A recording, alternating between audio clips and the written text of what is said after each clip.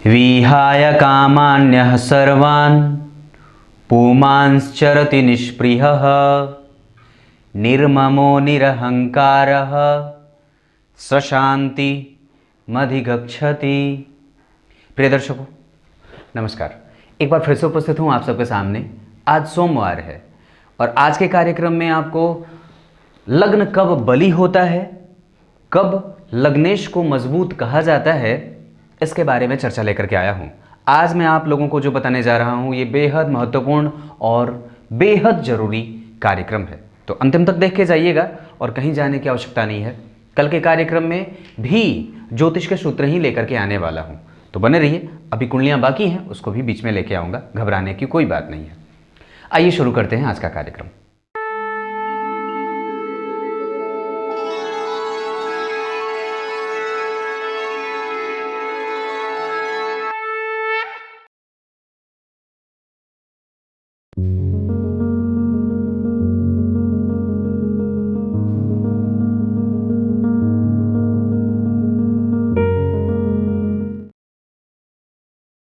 आइए अब आपको सीधे विषय पे लेके आता हूं। मात्र इतनी सी बात है जो बहुत महत्वपूर्ण है, और वो ये है कि आपकी कुंडली में लग्न में कोई भी अंक लिखा हो, इसे जहां शुक्र बैठे हैं और 3 नंबर लिखा है, ये आपकी कुंडली का लग्न होता है। और यही कुंडली के बैलेंस करने का और कुंडली को दिशा देने का भाव, और ये जो यहाँ के अधिपति होते हैं वो इस कुंडली के सर्वप्रमुख ग्रह बन जाते हैं। कहने का तात्पर्य है कि लग्न अगर कमज़ोर रहा तो व्यक्ति की कुंडली कमज़ोर हो जाती है, चाहे उसमें कितने ही राजयोग क्यों ना बन रहे हों, कितने ही ग्रह की स्थिति अच्छी क्यों ना बन रही हो। अगर लग्न की स्थिति खराब हो जाती है या लग्नेश कमज़ोर हो जाते हैं तो कुंडली कमज़ोर हो जाती है। लग्न के अलावा किसी भी कुंडली में 2 ग्रहों का मजबूत होना अत्यंत आवश्यक होता है, और वो हैं सूर्य और चंद्रमा। अगर सूर्य कमज़ोर रहते हैं तो भी कुंडली को कमज़ोर कर देते हैं, और चंद्रमा अगर कमज़ोर हो जाता है तो जातक को कमज़ोर कर देते हैं। ये 3 ही स्थितियां होती हैं जहां व्यक्ति की कुंडली में इनका मजबूत होना अत्यंत आवश्यक होता है। मतलब एक बार और से बता दूं कि अगर आपकी कुंडली में, अब ध्यान से समझिएगा और अपनी कुंडली पे इसे आजमा करके देख लीजिएगा। करना क्या है, लग्न में अगर कोई शुभ ग्रह बैठा हो, जैसे कि यहाँ बैठे हैं शुक्र शुभ ग्रह होते हैं, तो लग्न में अगर कोई शुभ ग्रह बैठा हो तो लग्न बलवान होने की दिशा में बढ़ जाता है।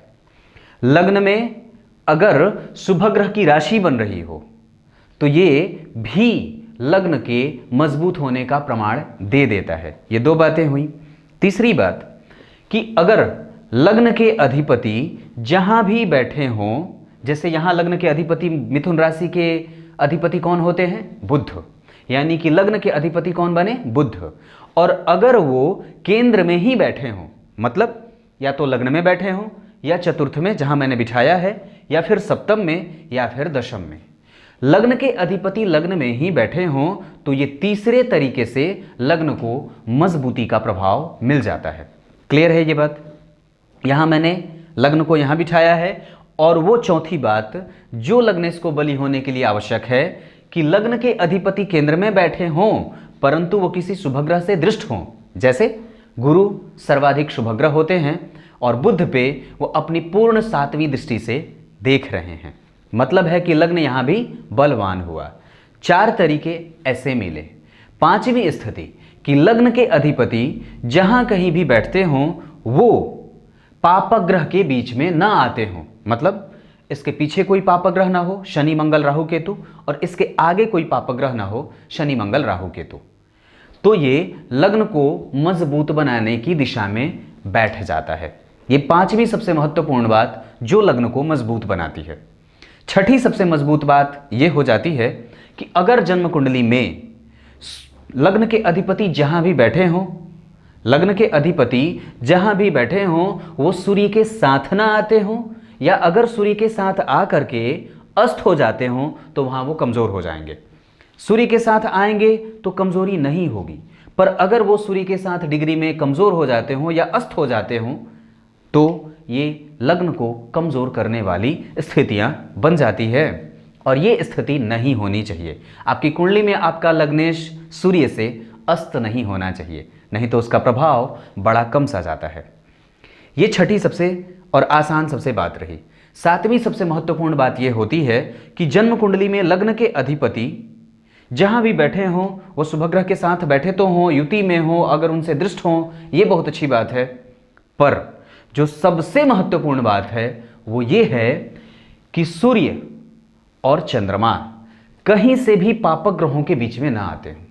हाँ, ये लग्नेश के मजबूत होने के कारण अगर ये कमजोर पड़ जाएंगे तो कुंडली भी कमजोर पड़ जाती है। फिर कुंडली एक पक्ष की तरफ जाने लगती है और वो बहुमुखी या चहुमुखी नहीं हो पाती है। मतलब कहने का ये है कि सूर्य मृतप्राय ना होते हों डिग्री में, उनके आगे पीछे पापक ग्रहों का कोई प्रभाव ना हो। जैसे यहाँ मैंने आगे शनि बिछाया है, पर यहाँ राहु अगर बैठ जाते तो ये प्रभाव से कुंडली कमजोर हो जाती। चंद्रमा के आगे मंगल हैं, पर उनके पीछे गुरु जैसा शुभग्रह बैठा है, इस वजह से उसका दोष खत्म हो जाएगा।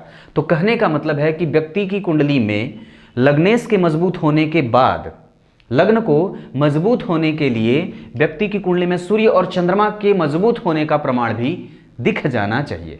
ये तो आप लग्न कुंडली से समझ गए कि कुंडली कब मजबूत होती है और लग्नेश कब बलवान होते हैं, या जातक की कुंडली में अगर लग्नेश बलवान रहा तो श्रेष्ठ होता है और प्रत्येक प्रकार की समस्याओं से व्यक्ति जूझता हुआ ही क्यों ना हो आगे बढ़ जाता है।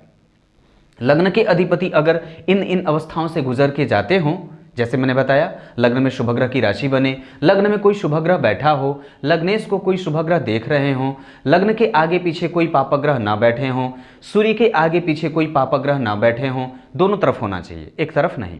चंद्रमा के आगे पीछे कोई पापग्रह ना बैठे हों, अगर ये स्थितियां बनती हों, लग्नेश अस्त न होते हों, और साथ ही साथ ये भी देख लीजिए कि जन्म कुंडली में जो आपके लग्न का अधिपति बन रहा है वो नवांश में किसके है, कहीं वो अपने शत्रु के नवांश में तो नहीं है, या फिर वो खुद की राशि में तो बैठा है, ये बात भी देखनी आवश्यक है। जैसे यहाँ लग्न के अधिपति बुध अगर वो उच्च के हो रहे हों, अपने मित्र की राशि में बैठे हों, तो वो मजबूत होते हैं और अपने प्रभावों को कमजोर नहीं करते हैं। लग्नेश के नवमांश कुंडली में आकर के देखने पे स्थितियां ये बननी चाहिए कि वो क्रमशः छठे, आठवें और 12वें भाव के अधिपति के साथ ना बैठे हों, अपने मित्र की राशि में बैठे हों, और साथ ही साथ वो अगर हो सके तो यहाँ भी केंद्र में बैठे हों, तो ये और भी ज़्यादा ग्रह को बलवान बनाने वाली स्थितियों में लेके चला जाता है। आप लोग ये बात जानते होंगे, पर मैंने इसे रिपीटेशन के तौर पे इसलिए बता दिया है ताकि आपको इसका रिवीजन भी होता रहे। आज के कार्यक्रम में मैंने आपको बताया कि लग्न कब बली कहा जाता है, और अगर जन्म कुंडली में लग्न बलवान हो जाता है तो व्यक्ति का स्वास्थ्य, व्यक्ति की विद्या, व्यक्ति के सुख, व्यक्ति का चरित्र, व्यक्ति का मतलब हर एक चीज, जो चीज उसको मिलनी चाहिए इस जीवन में, वो मिल जाती है। कुछ इसी तरीके से आज के कार्यक्रम का समापन करेंगे। कार्यक्रम के आरंभ में मैं बोले गए श्लोक का अर्थ बता दूं।